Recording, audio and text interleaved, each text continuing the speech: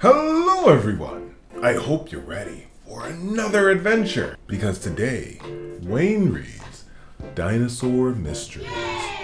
Always remember that as we go through these stories and read these amazing adventures, all you have to do is press the CC button in your YouTube link to be able to follow along with the words. I think that Bumblebee will be perfect to join us for today's adventure. Now that Bumblebee's here, let's jump in. Dinosaur Mysteries. Many mysteries. So we're gonna get a lot of dinosaur ideas to think about from this episode. The case of the Warty Bonehead. Some school children in Montana discovered an unusual dinosaur skull one day. Wart-like knobs stuck out of it here and there. And at the top was this dome-shaped. At first, it seemed that this big, rounded head must have held a big brain. But no. The dome was solid bone. The new animal got the name Pachycephalosaurus, meaning thick-headed lizard. Most people just called it a bonehead. Why should a dinosaur have a bone 9 inches thick at the top of its head? No one really knows. Such a thick skull might have gotten it protection from blows. Perhaps it had butting contests with other boneheads. That is what the male bighorn sheep do today. The winner becomes boss of the flock. Our second dinosaur mystery is, what did the babies eat? We knew that baby dinosaurs. We know what baby hadrosaurs ate. Their worn down teeth showed that they chewed rough, scratchy plants, just like their parents did. Some plants grew close to the ground where little hadrosaurs could reach them. Baby meat eaters could chew on any animal their parents captured.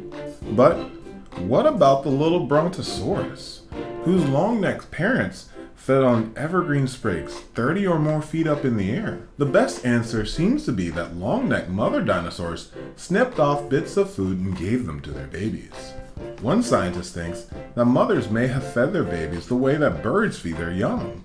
After food was partly digested in a mother brontosaurus' own body, she could reverse the swallowing process.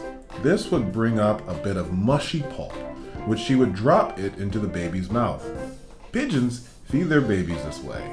So do doves and grouse. Dinosaur mystery number 3. The case of the missing head.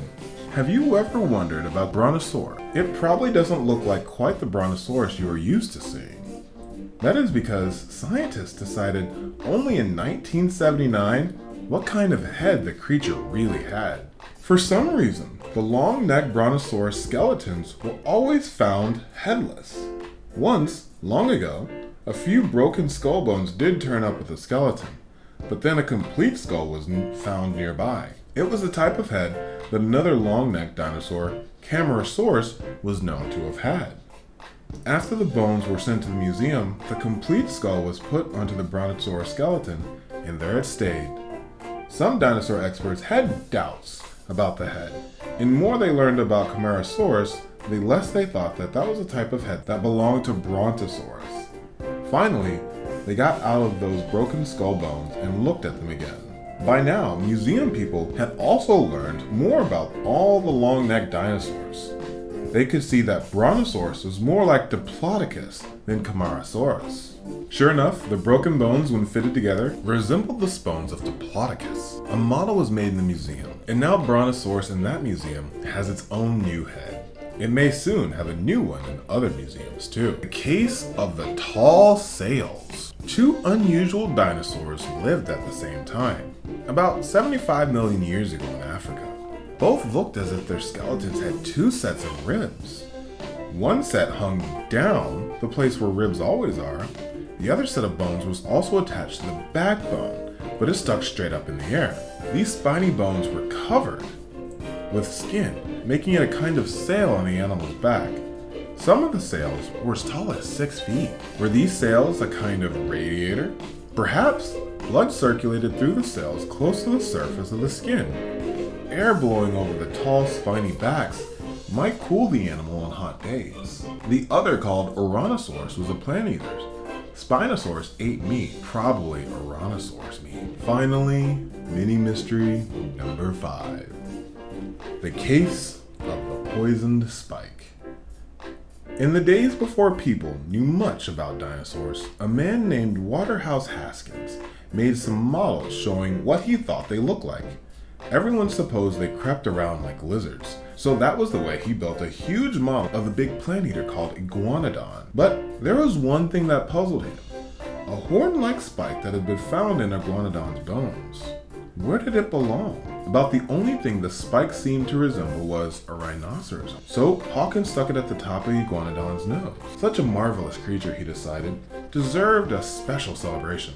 He invited 21 people to dinner on New Year's Eve, and they sat around a table set up in Iguanodon's belly. At last, scientists found some complete Iguanodon skeletons. They could see that this animal did not creep around like a lizard. Instead, it walked around on 2 feet. There was no place for a dinner table in its belly, and not one of the skeletons had a horn on its nose. Instead, a mean-looking spike stuck out of each of the Iguanodon's thumbs. To this day, no one really can tell how Iguanodon used the spikes. The best idea was to be that they were weapons. If so, perhaps, if it was attacked, it could aim its spiked fist at the enemy's eyes. The thumbs did not seem big or sharp enough to rip very dangerous holes in a thick dinosaur hide, but could the spikes have contained poison? The way a snake's fangs hold venom?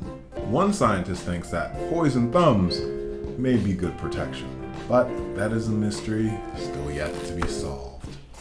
Oh wow, we got a lot of mysteries today, didn't we? Which one was your favorite, Bumblebee? I like that one too. We'll see you on the next one, okay? We'll see you on the next adventure, here with Wayne Reads. Thank you for joining us, and we can't wait to see you again. Bye-bye!